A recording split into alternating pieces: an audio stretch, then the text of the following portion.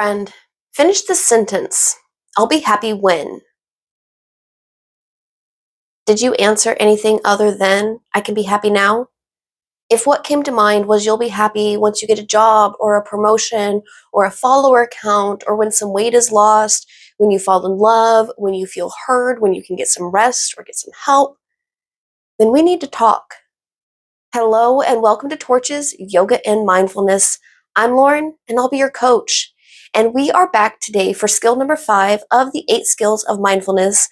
And this one is appreciative joy. Appreciative joy is when we allow ourselves to genuinely be delighted and uplifted by the happiness, success, and well-being of ourselves and others without holding comparison, envy, or attachment. It's a deliberate shift we make by choosing to put our attention on what is going well, not just for ourselves, but for others too. And that means joy is not just going to show back up and stick around after some next step is done or some goal is achieved.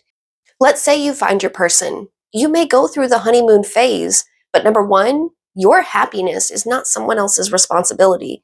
That's a lot to put on someone.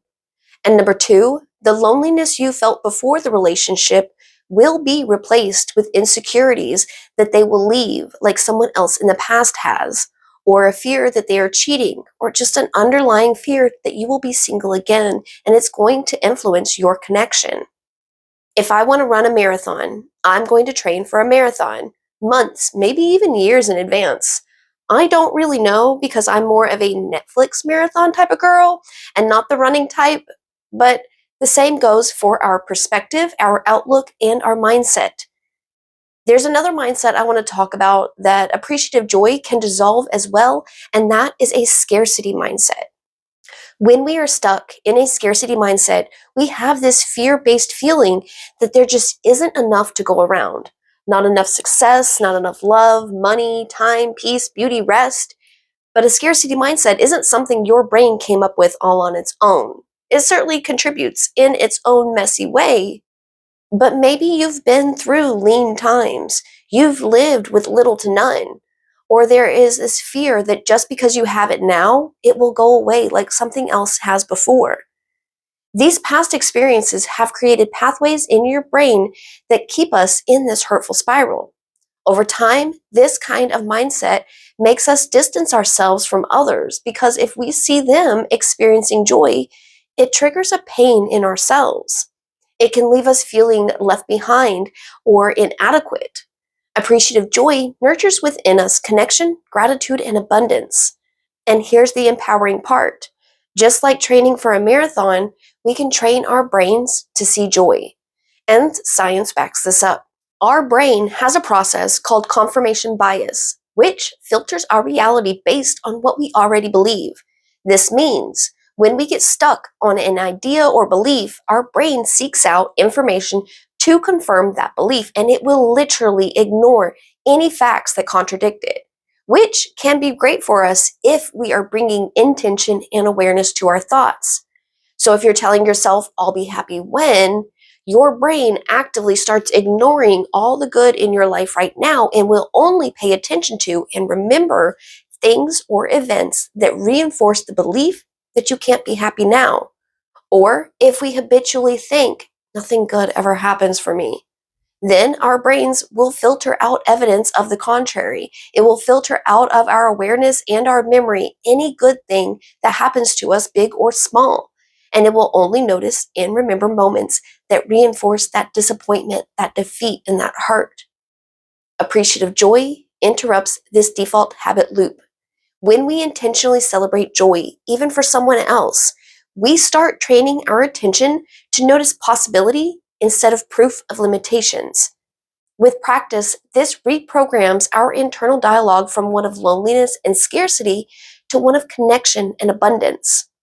When we practice noticing joy, even for just 30 seconds, like taking in the world around us while we're stopped at a stoplight, our brains begin to rewire. They stop waiting for when this happens, and they start living now.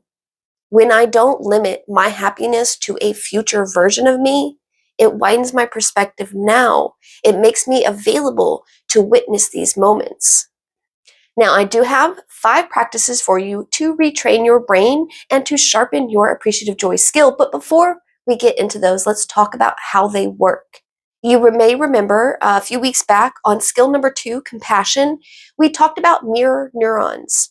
These special little guys in our brains specifically fire off when we witness others experiencing emotions or demonstrating behaviors. They're why we cry when we're watching sad movies or when we get that uplifting feeling when the hero gets his moment. Joy is included in that. When we intentionally feel joy for others without judgment or attachment, just happiness, we activate the same neural pathways in our brain as if the joyous reason was our own. And when we allow ourselves to experience appreciation and connection, we get a boost of oxytocin, the bonding hormone.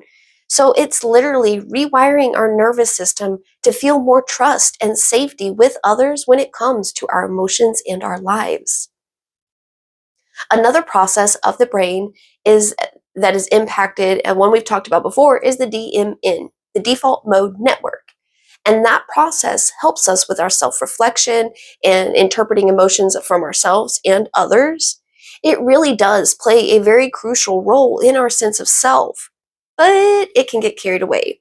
And the default mode network is often the source of the rumination and the comparison, where we spend time judging ourselves and others. Appreciative joy is how we disrupt that loop too.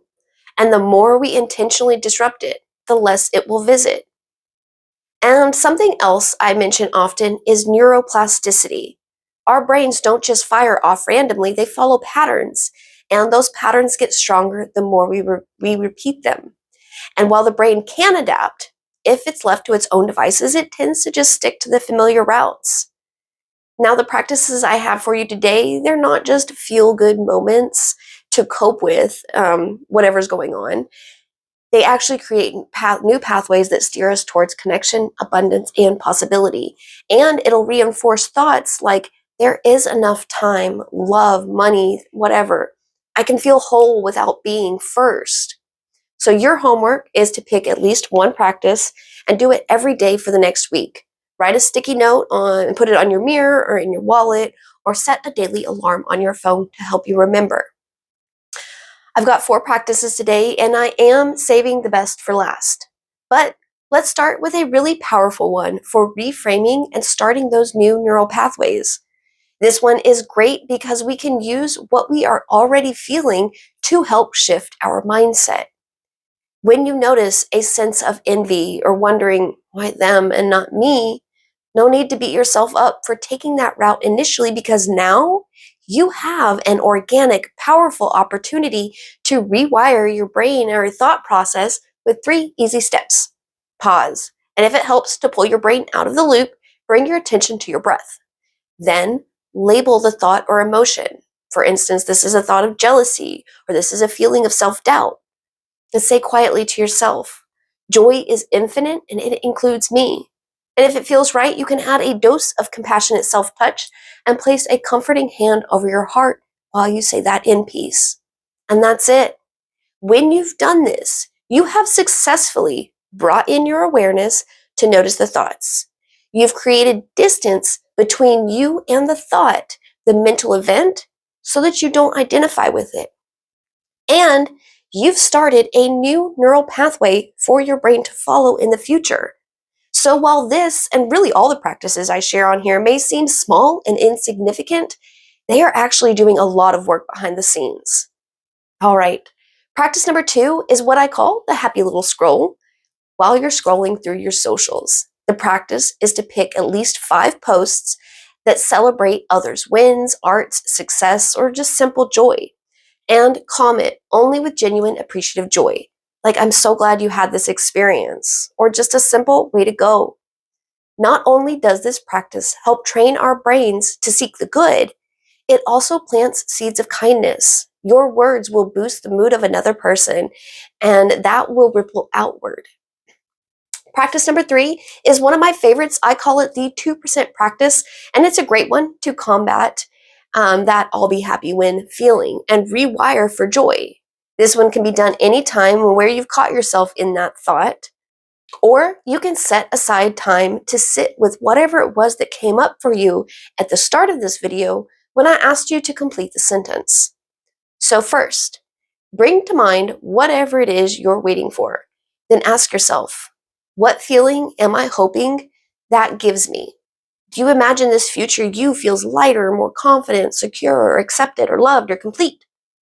Then consider, how can I feel just 2% of that today? For example, if a sense of completion or wholeness comes up for you, dive deeper into that and follow up with a question of, what will having that final result, the partner, the house, or some other milestone, what will having it give me? Would it be a feeling of wholeness or like you've made it? How can you bring 2% of that feeling into today? If you're searching for acceptance, ask yourself, when that happens, what will I believe about myself? Will you then feel worthy, lovable, seen? Bring 2% of that into your now. When you're feeling less than, or worn out, or even when you're feeling uplifted, place a hand on your heart and say, I'm allowed to be here. I'm allowed to take up space. All right, as I promised, I have saved the best for last. Remember how earlier we were talking about the brain's confirmation bias? We're going to use that to our advantage here, and we are going to prime our brain to look for the good. Like, do you ever wake up and before you can even get out of bed or process what day it is, your brain starts in like, oh, we have to do this today. I have to deal with that. I don't have this, that, whatever. That's normal. That's just how brains are. When mine does that, I'm like, ooh, all right, Blanche, because I've named the unhinged side of my brain Blanche. Have we talked about that trick? I might have to do a short video on that. But anyway, I say, Blanche, we haven't even hydrated yet, and you're already starting in. We are not doing that today. And then I turn to gratitude. So when you wake up, before your own Blanche can even start in, list at least 3 things you are grateful for. Just small, honest acknowledgments of people, pets, places, or things that make you feel grateful. This practice primes our brains to look for the good and even just the neutral so that the confirmation bias process will work in our favor. All right, friend, those are the practices I have to sharpen your appreciative joy skill.